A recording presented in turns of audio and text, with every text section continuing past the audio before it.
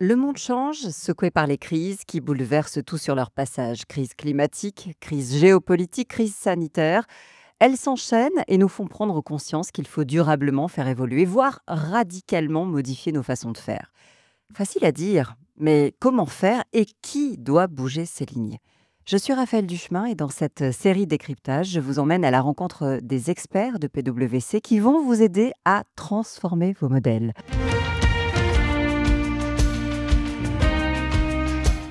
Bonjour Fabien Radizic. Bonjour Raphaël. Merci d'être avec nous. Vous dirigez les activités développement durable pour le cabinet d'avocats PwC.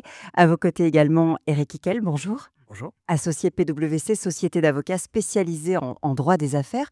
On va parler ensemble de responsabilité, hein, justement, du dirigeant. Elle est multiple aujourd'hui. J'ai parlé des crises qui se sont additionnées. Cela a eu pour effet évidemment une prise de conscience, notamment sur le sujet environnemental. Et le corollaire, eh bien, c'est l'avalanche de normes qui en découlent. Il y en a de plus en plus contraignantes aussi. On est en quelque sorte passé de l'incitation, Eric, à l'obligation. Complètement, on passe comme on le dit traditionnellement, de la soft law à la hard law, avec non seulement une avalanche de réglementations qui s'entrechoquent un petit peu, qui se combinent et qui sont devenues d'une grande complexité.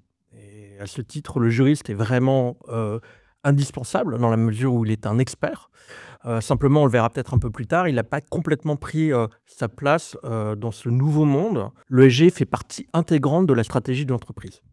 Comment on fait, Fabien, justement, pour que le dirigeant s'habitue à cette nouvelle donne de normes qui est de plus en plus contraignante? La question est compliquée parce que on change de monde, on change d'habitude. D'abord, il faut prendre conscience de l'ampleur de ces changements. La difficulté, vous l'avez dit, c'est qu'on est passé d'un monde où il y avait peut-être pas grand-chose à un monde où il y a beaucoup. La transformation est profonde, ça prend du temps, mais derrière ça, il faut surtout une prise de conscience et il faut que, quelque part, le dirigeant croit aussi en cette nécessité de transformer les choses. Quand il y aura une adoption de cette compréhension, on pourra s'adapter, en fait. Adaptation ou adoption? Parce que Ah, on se pose la question, en fait, finalement. il faut d'abord adopter pour s'adapter, parce que les changements sont profonds. L'activité d'une entreprise peut être finie pour des raisons qui lui sont externes, en fait. Cette surenchère de normes, elle pousse aujourd'hui, j'imagine, les entreprises à se conformer, hein, ou en tout cas à essayer de se conformer à ce nouveau cadre. Est-ce qu'elles sont toutes logées à la même enseigne? Ou est-ce qu'il y a encore des différences? Est-ce qu'elles en ont conscience entre les grands groupes qui sont très informés et puis ben, les PME, les TPE, les ETI? Dans tout ça, comment est-ce qu'on arrive à se positionner et à y voir clair? C'est très délicat parce que d'abord, la notion d'ESG est elle-même protéiforme, c'est-à-dire qu'elle implique différentes disciplines, que ce soit évidemment le droit de l'environnement, matière vers laquelle les projecteurs sont essentiellement tournés à l'heure actuelle, Mais pas mais, que. mais pas que, mais le droit social avec l'inclusion, le partage de la valeur, la parité homme-femme, le droit fiscal avec la transparence fiscale. Finalement, on se rend compte que toutes les branches du droit sont concernées et qu'en fait, il est très dur pour l'entreprise de savoir qui fait quoi, qui a la charge de quoi. Donc, il y a vraiment un sujet de positionnement déjà qui est très délicat. Et puis, comme vous le disiez, la notion d'entreprise est elle-même protéiforme. C'est-à-dire qu'entre les sociétés du CAC 40 qui sont plutôt matures sur tous ces sujets, qui ont vu plutôt ce besoin de transformation comme une opportunité pour elles, à côté de ce pan de sociétés cotées et de grandes entreprises, on a toute une série de PME et d'ETI qui voient plutôt l'ESG comme une contrainte, effectivement comme un tsunami réglementaire, et qui, à notre sens, n'a pas encore la maturité nécessaire pour affronter l'ensemble des réglementations qui arrivent. C'est intéressant que vous parliez de maturité. Comment on fait pour les aider à mûrir justement? Qu'est-ce qu'on peut faire pour elles, pour les aider à adopter, ou en tout cas à faire, mieux connaissance avec ces nouvelles réglementations? Il y a un travail entre guillemets, d'éducation, d'apprentissage, mais du côté des conseils, il y a aussi un travail de pragmatisme. C'est-à-dire que les règles sont compliquées, mais si elles ne sont pas appliquées de façon intelligente avec une certaine proportionnalité, ça devient très compliqué. Le volume de règles a explosé ces dernières années c'est effrayant. Il y a beaucoup de dirigeants qui commencent à faire du pushback sur tout ça en se disant: «Mais c'est un délire bureaucratique, en fait, tout ce que vous souhaitez que l'on fasse». Et donc, la responsabilité du conseil, c'est de guider l'entreprise dans cette jungle réglementaire, si on emploie ces termes-là, mais aussi de faire en sorte que les choses soient appliquées de façon proportionnelle. Ouais, j'imagine qu'il y a des priorités, il faut y aller, step by step finalement. Sur quoi exactement est-ce qu'elles doivent montrer patte blanche et jusqu'où vont, dans ces normes les investigations? Est-ce que le dirigeant doit être en mesure, de garantir ce qu'il fait dans son entreprise, d'avoir une traçabilité, de s'engager aussi, heu, pour ses fournisseurs, le fameux scope 3? C'est vrai qu'on a l'impression qu'il y a des briques comme ça qui viennent systématiquement s'additionner. Bah, c'est un peu tout ça, Raphaël. Et c'est ça la difficulté, c'est que euh, le développement durable dans l'entreprise, ça touche à tout. C'est souvent l'adaptation demande de mobiliser des personnes qui viennent d'univers différents, de la finance, des juristes, des opérationnels. C'est ça la difficulté, c'est que ça mobilise toutes les compétences de l'entreprise et il faut faire avancer tout le monde dans un même sens. Et alors après, vous pouvez le prendre à l'envers. C'est aussi une opportunité parce que vous pouvez aussi créer par rapport à ça un chemin pour l'entreprise vers un modèle qui crée de l'adhésion. Eric? La finalité de tous ces textes, finalement, c'est la transparence et la comparabilité. Donc, les entreprises sont désormais scrutées, sanctionnées par les consommateurs, sanctionnées par le marché, sanctionnées par les investisseurs. Donc, oui, les obligations de reporting pour le dirigeant sont importantes. Et c'est pour ça que quand on parle de responsabilité du dirigeant, en fait, il y a une double responsabilité. Il y a la responsabilité au sens civil, comme on l'entend classiquement, mais également la responsabilité de connaître son entreprise et de la transformer, d'avoir les bons outils, les bons reportings pour pouvoir accompagner la transition énergétique de son entreprise. Alors justement, vous dites, responsabilité finalement à 2 niveaux. Qu'est-ce qu'il doit faire le dirigeant, s'il n'est pas dans les clous? Auditer justement, se faire auditer, mettre, en marche ce fameux plan de transformation? On commence par quoi? Parce que tôt ou tard finalement il aura à rendre des comptes, à faire le fameux reporting dont vous parlez, sur ce qu'on appelle, aujourd'hui, de manière générale, l'extra-financier. Pour comprendre l'articulation entre les différents textes, la CSRD, c'est juste un squelette, en fait, c'est une obligation de déclarer. Et elle est en cours de déploiement. Voilà, exactement. Elle est applicable depuis le 1er janvier 2024, mais après, elle entre progressivement en vigueur pour un nombre croissant d'entreprises. C'est juste un cadre. Et la CS3D, c'est l'obligation de faire. Donc, il y a l'obligation de dire et l'obligation de faire.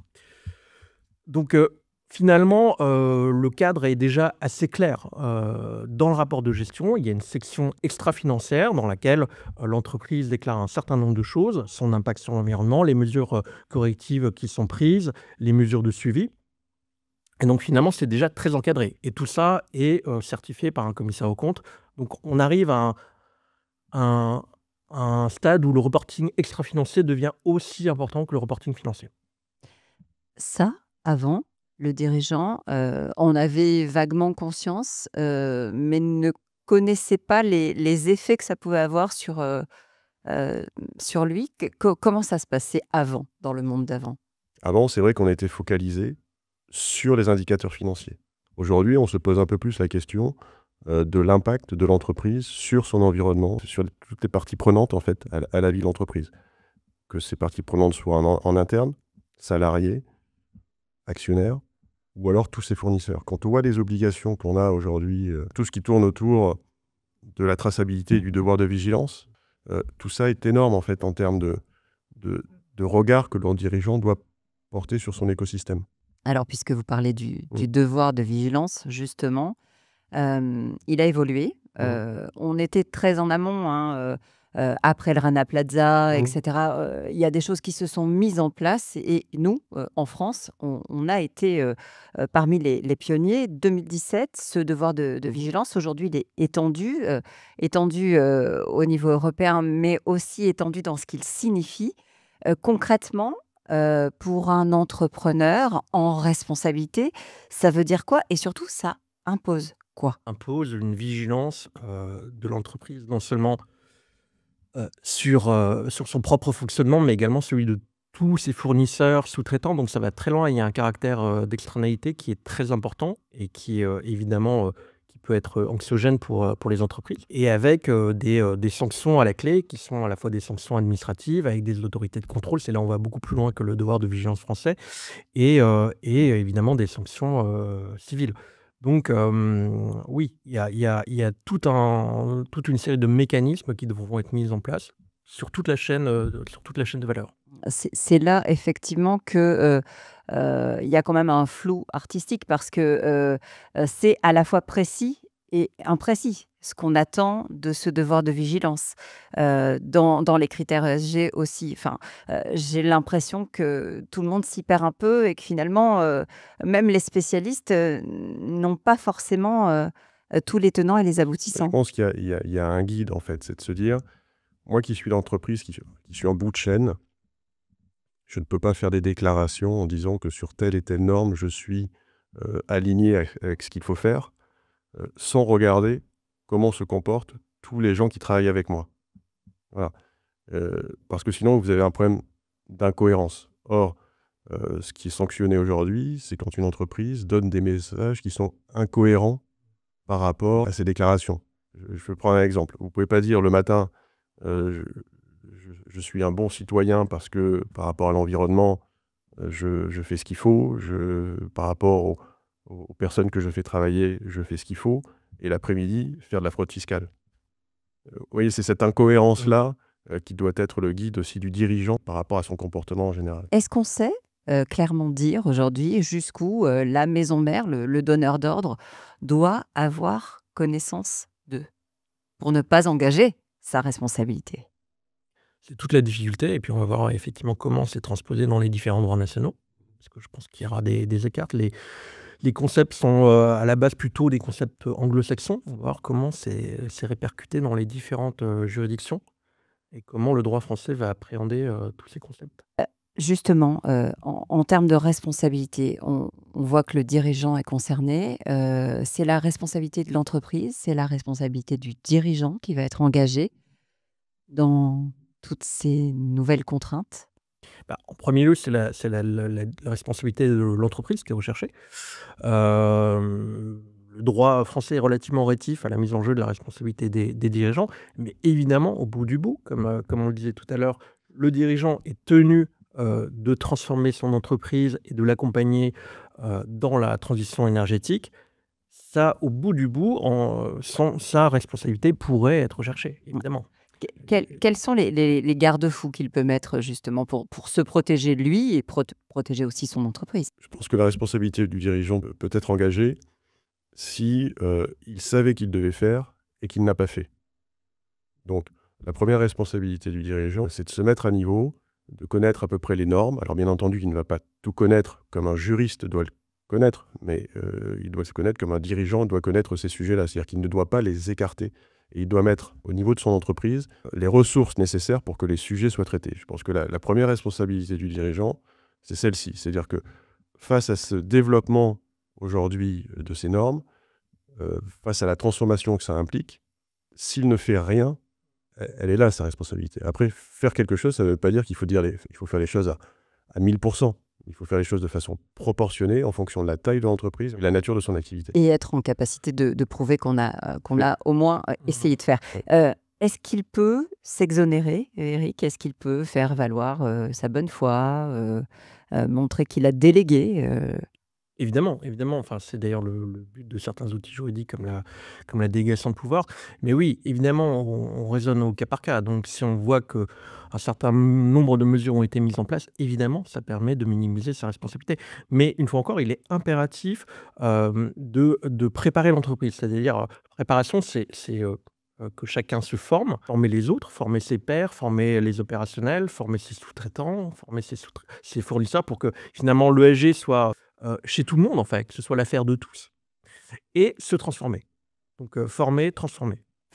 Vous avez parlé tout à l'heure, d'éco-blanchiment. On dit Mmh. éco-blanchiment aujourd'hui, hein, on dit plus greenwashing, mais finalement c'est la même chose. Les dirigeants doivent aussi, dans leur plan de transformation, prévoir tous ces axes de communication Mmh. aujourd'hui, autrement les textes se durcissent sur, ces notions-là, c'est un risque, pour l'entreprise, c'est aussi un risque pour la réputation de l'entreprise et de la marque. Bah, c'est un risque réputationnel, en effet. On en revient au sujet de cohérence et c'est pour ça que l'entreprise doit mettre en place aussi les systèmes nécessaires, les systèmes de contrôle nécessaires, les systèmes de communication nécessaires pour s'assurer que quand on dit quelque chose, on a vu des compagnies aériennes récemment qui avaient été sanctionnées pour dire que, enfin, sur leur campagne de pub, par rapport à leur empreinte carbone. Que dans certains domaines comme l'énergétique, c'est très compliqué de savoir ce qui est vertueux ou pas. Enfin, je veux dire, les avis sont partagés sur l'éolien, Mmh. sur le nucléaire. Voilà. Certains vont trouver telle ou telle énergie vertueuse, et ce qui sera pas, un avis qui ne sera pas partagé par d'autres. Donc, c'est très très délicat de trouver le bon niveau de curseur. Aujourd'hui, si je vous ai bien suivi, finalement, la transformation, elle est à tous les niveaux. Elle est juridique, elle est opérationnelle, parce qu'elle doit, hein, justement infuser, à tous les niveaux de l'entreprise, mais elle est aussi, dans les mentalités et ça, c'est peut-être le plus important et le plus difficile finalement à faire évoluer ou en tout cas à avoir la même vision. Comment on fait pour avoir cet autre regard sur le business et pour embarquer tout le monde? Ça aussi, c'est de la responsabilité du dirigeant. Plus que la norme, c'est la prise de conscience qui va faire changer l'entreprise, en fait. C'est est-ce que tout le monde a un constat qui est oui, j'ai besoin de changer parce que si je continue à avancer dans ce modèle-là, l'impact que j'ai sur mon environnement, mais pas environnement au sens nature, mais mon environnement de façon générale, est-ce que tout le monde a conscience que si je continue à avancer comme ça, l'impact que j'aurai sur mon environnement est négatif pour moi sur le long terme? Voilà. Heu, Après, les normes ne font qu'accompagner. La difficulté que l'on a aujourd'hui, c'est que les normes sont montées en puissance de façon très rapide, que ce tsunami qui est en train de déferler sur les entreprises effraie tout le monde parce qu'on nous dit: «Bah, vous devez vous transformer», mais en plus, vous devez vous transformer rapidement. Mmh. Je pense que si on y allait peut-être de façon un petit peu plus progressive, on aurait heu, une adhésion plus forte qui permettrait d'aller peut-être dans une transformation plus profonde. C'est la politique des petits pas. Il faut impliquer dans l'entreprise, ceux qui ont une vraie conviction ESG, je pense. Et c'est pas il y a pas forcément des gens qui ont, la casquette ESG. Ça peut être, un fiscaliste, ça peut être, un travailliste et il faut, se donner des objectifs, réalistes et ne pas vouloir forcément multiplier, les ambitions et voilà et compter effectivement sur les gens Mmh. qui croient fortement, aux besoins de transformation. Oui, parce que ce besoin de transformation, ça peut être aussi un catalyseur de beaucoup de bonne volonté dans l'entreprise. Quand on regarde toutes les études sur la recherche de sens qui remontent en fait chez les plus jeunes, aujourd'hui, entrer dans une entreprise, c'est aussi adhérer à un projet. Et ce projet, bah, Mmh. s'il repose sur du développement durable, bah, les dirigeants doivent aussi peut-être se poser la question de savoir si c'est pas bon pour leur entreprise en termes d'attractivité. Et comment réagissent aujourd'hui les entreprises, qu'est-ce qu'elles vous disent, celles que vous accompagnez? Il y a de la crainte face à ce tsunami réglementaire. Beaucoup se disent, voilà, il y a beaucoup de travail devant nous parce qu'il va falloir que, bah, on se transforme dans des délais qui sont relativement courts. Il y a des gens qui n'y adhèrent pas et qui n'y adhéreront pas. Et puis il y a des gens qui voient l'opportunité Mmh. bah, de peut-être de transformer un petit peu leur business et de donner un peu plus de sens à leur projet d'entreprise. Parce qu'ils y voient là derrière ces transformations, un sens à donner à des équipes et à les mobiliser après une période que l'on vient de vivre et qui ont été quand même relativement compliquées.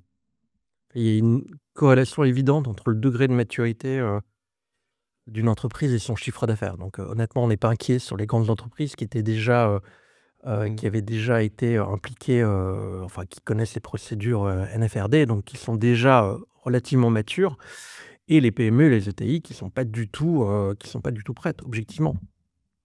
Et alors l'autre chose qu'on a observé, c'est que dans les plus grandes entreprises, à peu près un tiers des entreprises a mis en place une direction RSE.